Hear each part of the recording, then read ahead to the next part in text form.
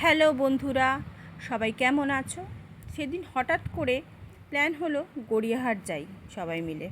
বাঙালি তো আমরা সবসময় হুজুগে, তাই যেই ভাবা সেই কাজ।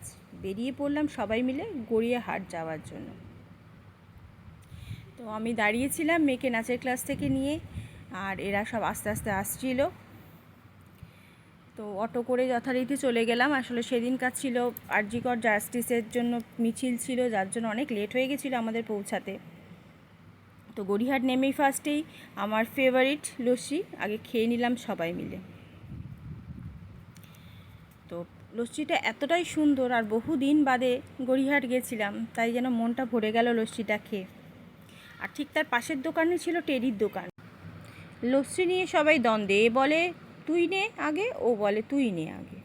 তো যাই হোক, আমরা সবাই মিলে লস্যিটা খেলাম, মনটা শান্ত হলো।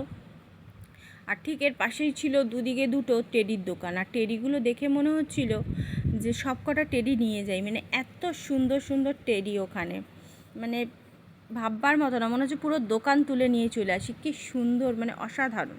তারপর চলে গেলাম মেয়ের জন্য ড্রেস কিনতে একটা মলের মধ্যে। তো সেখানে গিয়ে অনেক ড্রেস দেখেছি, পছন্দ তো সবই হচ্ছে, কিন্তু যেটা মেয়ের প্রয়োজন তো সেটাই কিনে নিলাম মেয়ের জন্য। ওদিকে ওরা বিল করছে আর আমি বসে বসে ভিডিও করছি।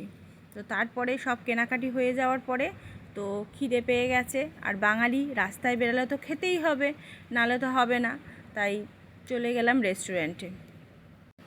রেস্টুরেন্টে ঢুকেই ঝটপট অর্ডার দিয়ে দিয়েছিলাম এগ ফ্রাইড রাইস আর হট গার্লিক ফিশ। তো রাত অনেক হয়ে গেছিলো, তাই বেশি টাইম নষ্ট করিনি। তো আর আমরা এমনিও বেশি খুব একটা কেউ খেতে পারিনি, তাই চটপট খেয়ে নিলাম। আর সত্যি কথা বলতে হট গার্লিক ফিশটা ছিল জাস্ট অসাধারণ। তো যথারীতি ঝটপট আমরা খেলাম, খেয়ে তাড়াতাড়ি বাড়ি চলে গেলাম, কারণ অনেক রাত হয়ে গেছিলো, 11টা বেজে গেছিলো।